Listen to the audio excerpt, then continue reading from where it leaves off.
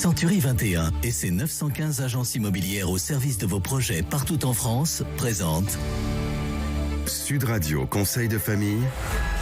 C'est l'heure de retrouver Conseil de famille. Bonsoir Stéphane Moller. Bonsoir Philippe Rossi. Stéphane, vous êtes associé au sein du cabinet VIA et nous nous retrouvons chaque soir pour parler finances, immobilier, droit de la famille, en fait pour parler de gestion de patrimoine.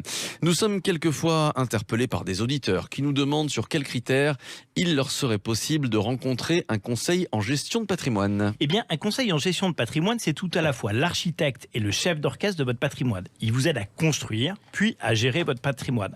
Presque tout le monde peut, à certaines étapes de la vie, avoir recours à un gestionnaire de patrimoine. Quand on entend patrimoine, on comprend surtout fortune et on est tenté de se dire c'est intéressant tout ça, mais c'est pas pour moi. En réalité, Stéphane, c'est un peu plus nuancé que ça. Oui, c'est bien sûr un peu plus nuancé que ça et on peut avoir besoin d'un gestionnaire de patrimoine pour répondre à quelques questions toutes simples qui sont celles d'ailleurs que nous abordons dans cette chronique. Dois-je me marier ou me pacser? Dois-je faire un contrat de pax? Sous quel régime matrimonial dois-je me marier?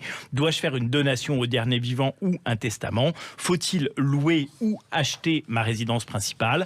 Comment puis-je défiscaliser mes revenus? Faut-il mieux que je crée une SARL ou une SAS pour y loger mon activité professionnelle? Quel est le contrat d'assurance vie qui me convient? Ce sont toutes les questions qui jalonnent nos vies auxquelles nous pouvons essayer de répondre. Aujourd'hui, chaque personne qui s'interroge sur chacun de ces sujets trouve une écoute auprès des professionnels du patrimoine. Donc les motivations pour rencontrer un conseil en gestion de patrimoine sont souvent très différentes. Oui, et on l'évoquait, ces motivations sont liées aux différentes étapes de la vie. Il y a en fait 3 grandes phases dans la gestion de patrimoine.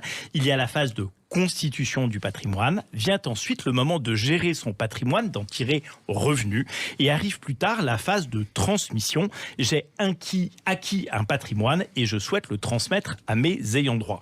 Le conseil en gestion de patrimoine peut intervenir sur chacune de ces 3 phases. Et j'imagine que vous faites intervenir beaucoup d'autres professionnels, autant d'experts dans leur propre domaine, banquiers, assureurs. Oui, notaires, avocats fiscalistes, avocats en droit de la famille, promoteurs immobiliers, gestionnaires locatifs, syndic, agent immobilier. C'est aussi pour ça que l'on se considère comme des chefs d'orchestre. Certains de ces professionnels sont d'ailleurs venus participer à ces chroniques. Il faut coordonner la réflexion et le travail de chacun de ces professionnels en fonction et autour des besoins des clients. Et tous ces thèmes sont d'ailleurs repris sur le site de l'émission Conseil de famille. Je vous encourage à y aller, à y jeter un petit coup d'œil. Vous y trouverez beaucoup de réponses.